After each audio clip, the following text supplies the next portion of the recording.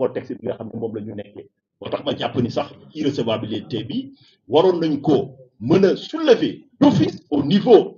donc de l'Assemblée te comme ñoo fa nekk ñoom lu ñu mën a def même bu ñu saisir conseil constitutionnel même pour avis il va soulever d'office et que effort yu mel nii lu tax amul benn proposition de loi bu ko mos a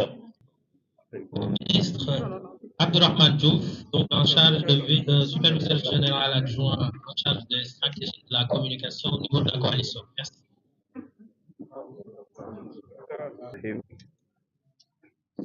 mbokki Sénégal maa ngi leen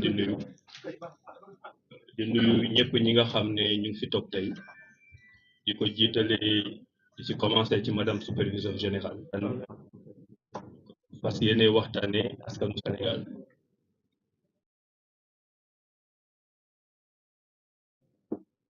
mooy message bi am wax leen ne dëkk bi bu soobee yàlla tant que président Bassirou Diomaye Faye mu ngi fi nekk jàmm rek moo fi am jëkk bi du tàkk kenn du ko taal jàmm jooju la ñu jàpp ne moo gën ci Sénégal te bu soobee yàlla ndax dinañ ci def ñu mën nekk fii yëpp c'est l'histoire une vraie histoire entre un homme et ses intérêts personnels et une république avec ses intérêts collectifs.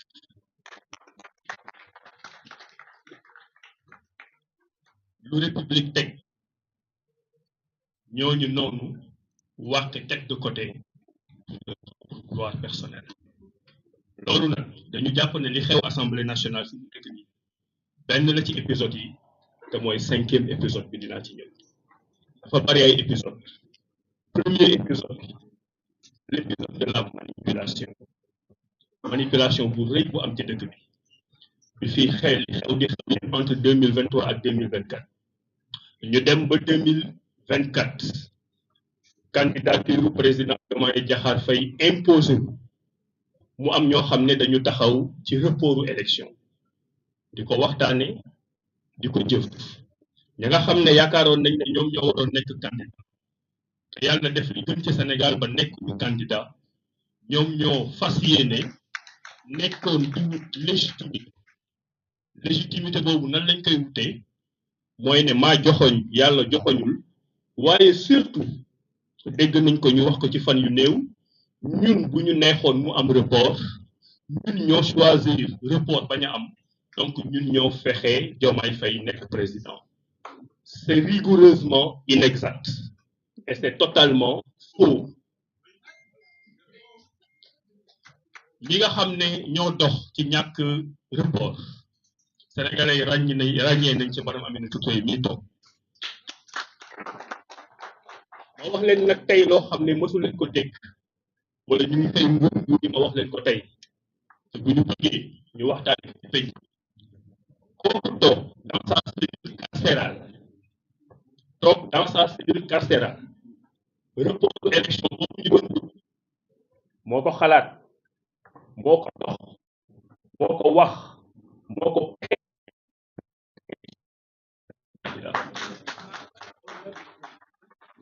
donc cette histoire qu'on est en train de nous raconter c'est une légende urbaine c'est une légende moom mu ci boppam report moo ko xalaat moo ko dox moo ko wax moo ko bëgg exécuté ba mu demee ba gis ne y a un phénomène de meute qu'il a contribué à créer lui-même mais auquel il ne peut pas se souscrire ci la ragal dellu gannaaw ci la ñu créé cette fameuse théorie mais bu sañoon tey dañ doon reporter élection mu dem nekk candidat élection bi ñu yóbbu ko au mois de décembre c'est ça la vérité c'est ça la vérité donc loolu mooy l'histoire de la manipulation l'histoire du reniement c'est le détournement d'objectifs au niveau de l'Assemblée nationale du woon santé du woon agriculture du woon enseignement supérieur benn thème de campagne boobu ñu amoon mooy jox nañu président de la République Bassirou Diomaye Faye mu nekk président nañ ko wutal majorité une majorité diomayenne pour mu mën a exercer son mandat de président. donc bu ñu fi fal tey député assemblée nationale mu commencé ci tête de liste bi ba fii ñu toll nii dañoo la fal ci barkeb Diomaye Faye pour nga nekk député bu nekk assemblée nationale di liggéeyal Diomaye Faye léegi boo demee ba changer objectif boobu na ma leen ko waxee woon yow yaa désaxé yow yaa tekki sa yoon bu trahison amee yow yaa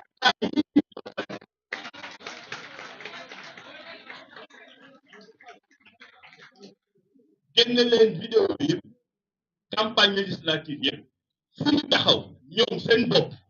ñi nga xam ne ñu wutal beneen tour ak beneen sant assemblée bi ñoom ñoo ne woon Diomaye la ñuy wutali majorité donc cette majorité elle est forcément Diomaye loolu mooy ñu jox la assemblée bi ba mu sant fay nga ñëw ci ngént li lekk laax yi lekk ceebu yàpp bi lekk ruuñ yi faf bëggee bi bëgg a daw dem ak moom loolu mënul nekk. Donc après la manipulation, il y a eu le reniement. Et après la manipulation et le reniement, il y a la forfaiture. La forfaiture, moi, je n'appelle que président de la République, sortiwul. Majorité diomayenne de manque de me transformer majorité boo xam ne kenn xamul nu mu sant. Xam na am na xale yoo xam ne ñu sant yi nekk dëgg waaye ñun ñi xam nañ ne Diomaye Faye la sant. Nga nekk yëpp nag sortiwul. kon république bi mayuma li nga xam ne moom laa soxla woon naa ko wuti hors la république naa ko wuti hors la république loolu moo waral nga nekk premier ministre simple premier ministre qui n'a pas de levier nga dem assemblée nationale ànd ak sa gouvernement yëpp man mii maa ngi woon en tant que ministre de l'environnement nga wax pendant 3 heures de temps au nom du président de la République qui t'a élu, au nom de la majorité qui porte ton discours, nga wax ba sóorat nga ni waaw man mii on n'a pas de guide, on a un président de la République, on n'a pas de révolution, on a une démocratie et on n'a que faire d'une révolution de perlimpinpin, ça ne nous intéresse pas. léegi jéem nga nekk président sortiwul nga jéem a détourné assemblée sortiwul nga def type de la révolution ñu ne la assemblée de la république nga def ko feneen léegi nag nga ne des na nag balaa may génne et c'est le 4e épisode de l'épisode yow nga nekk transparent yow nga nekk alerte yow nga nekk sa salaire sax doo ko daal yow nga nekk premier ministre pendant 2 ans ci say wax nga ne jox nañ ma fonds politique 1,770 milliard de francs CFA. martyr ñi nga ne say martyr nga sax amoo ko waaye ba nit ñi di bëccëg fukk pour wut dépense yow yaa ngi bëccëg juróomi million. yaa ngi bëccëg juróomi million pendant 2 ans et quelques ba bés bañ lay dàqee ngay door a avouer parce que xam nga ne coow bi la ñëw ngay door a wax ne ndekete yow man maa ngi doon bëccëg juróom ñun nag suñuy sëy bu ñuy bëccëg juróomi dërëm ngay bëccëg yow booy bëccëg juróom million ngay bëccëg loolu yëpp nag boo ko defee sottiwul léegi nag mu des tey sujet tey bi mooy l'inélégance républicaine mooy li fi des yëpp naa saboté comme si ñoo créé assemblée nationale yow ñu gën a xam assemblée nationale na muy doxee dama ne fii Senghor am na fi majorité Abdou Diouf am na fi majorité Ablaye Wade am na fi majorité Macky Sall am na fi majorité bu doon bu am majorité changer 50 wala pour nga ne am parti politique il faut nga sant Diakhoumpa wala Faye majorité rek la majorité rek la bu la neexee nga tëju voté lu la neex 23 juin Sénégalais yi di dem di manifester majorité la woon donc tey mënoo am majorité boo xam ne sant na ko bëgg a santale majorité président bi mu nekk bi fi nekk la non seulement yaa ngi xeex président bi mais nga bëgg jël majorité boobu dóor ko ci kaw président bi fi may terminer nag mooy la ma waxoon rek fii jàmm rek moo fi am lu ñu laxas dinañ ko laxar ci parce que ñun xam nañ ni ñuy doxal ñoom bu méttee ba métti jaxase rebëjee mélanger victimiser wu jaxase rabajee mélanger sos victimiser wu luñ fi teg nag dinañ ko teggi xoolal ci discipline dinañ wax ñoom duñ leen saaga manipulation ne yow da nga mën jàng yow da nga mën sañse yow da nga am xam-xam ba ñu lay jël di la teg ci nekk boobu ñoom ñi ngi manipuler di sos di la daaneel di dajale nag ay sos di ko dajale yoo xam ne doo ci tontu ba askan bi dem defe ne sos yooyu ñàkk wax dëgg yooyu mooy dëgg man nag maa ngi Sénégal dañ jàpp loolu lu ñu fi sos lu ñu fi teg dinañ ko laaxal ci tegal leen bu ñu demee nag ba ñu war une république plus normale waaw ñu xool nag ku mën jàng ku mën projet ku mën bind livre ku mën bind programme ku mën jàppale Diomaye pour mu am deuxième mandat maa ngi leen di sant di leen gërëm.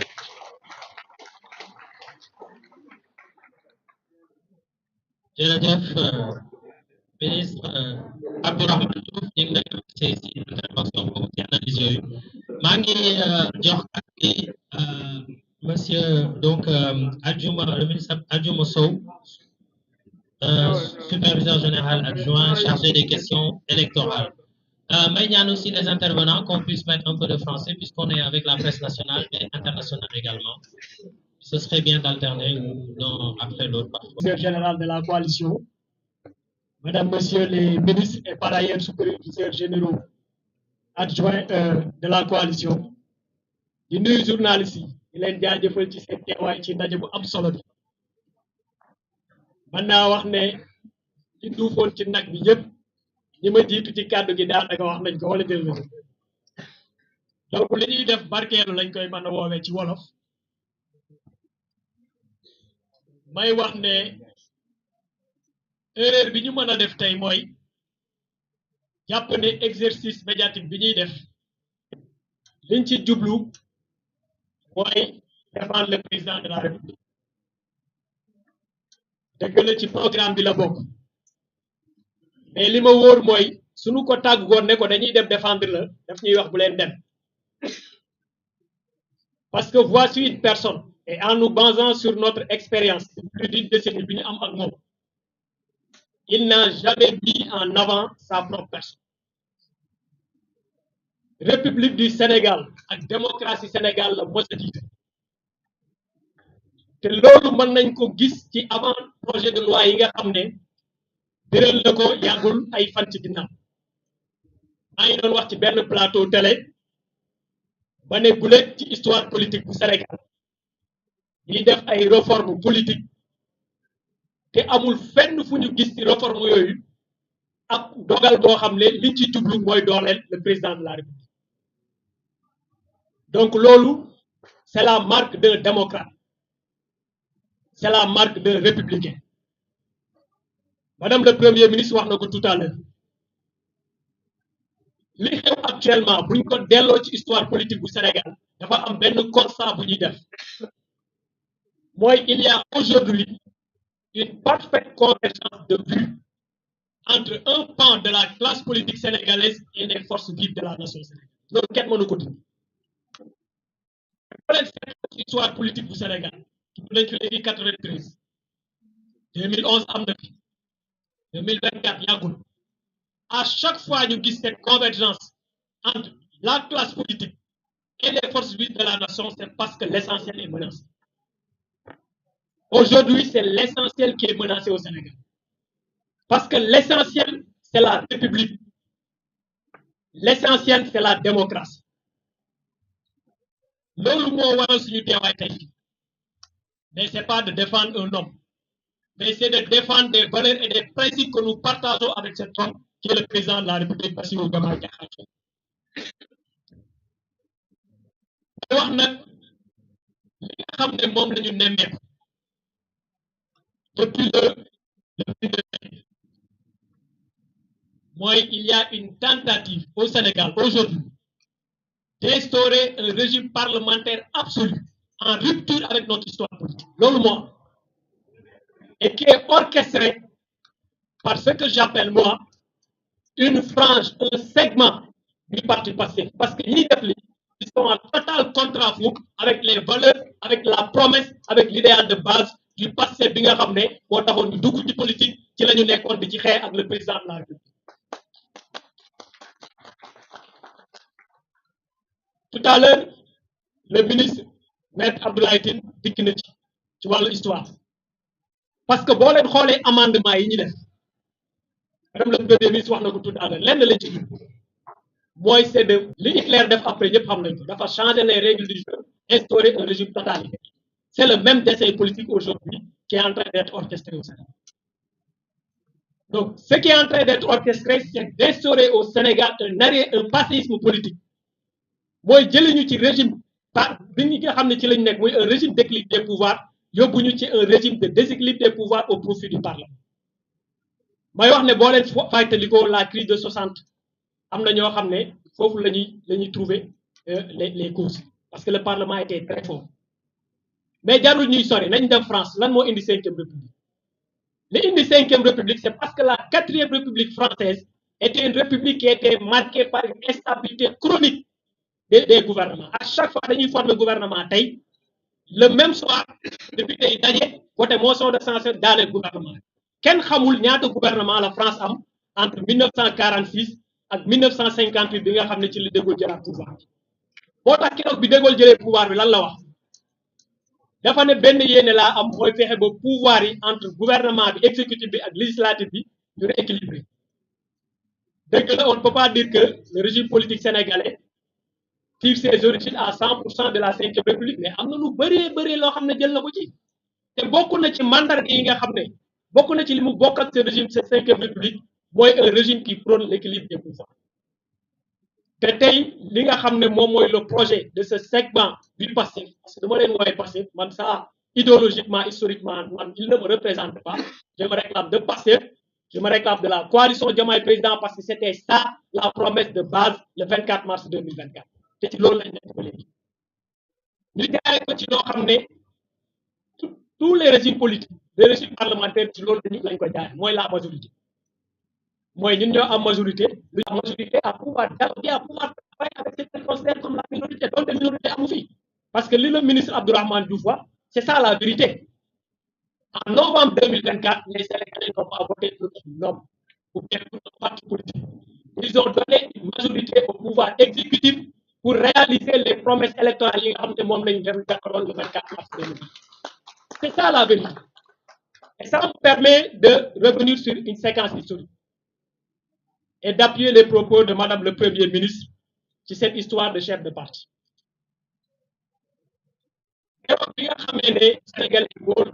Le président de la République, donc c'est une confiance le 24 mars, a passé ce qui était le pacte. Les gars, comme le lol monde est dégoûté. Moi, puisque le président de la République, mom lañu fal, mom lañuy laaj bilan en 2029.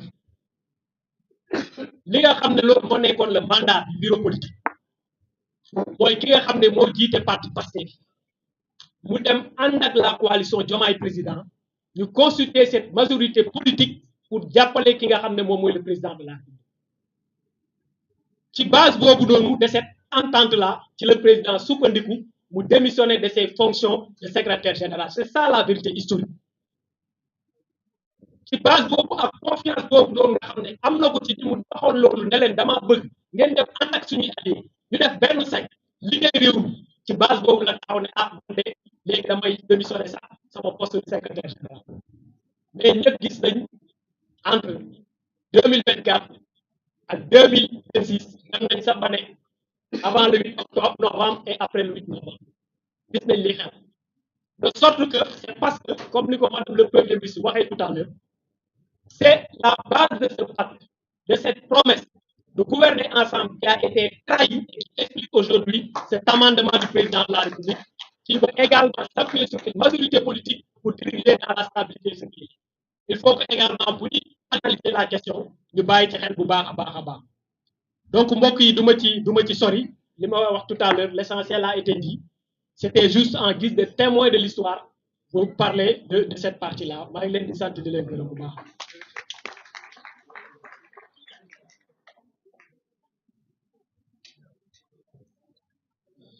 Jërëjëf, Monsieur le ministre. Adjuma Sow. Donc, je vais maa ngi jox kàddu gi monsieur Thiaw, superviseur général adjoint en charge donc des élus. Ñu ñaan rek les interventions, c'est très bien ñu xaw ko résumer vis-à-vis de la contrainte de temps. Merci jërëjëf. Merci.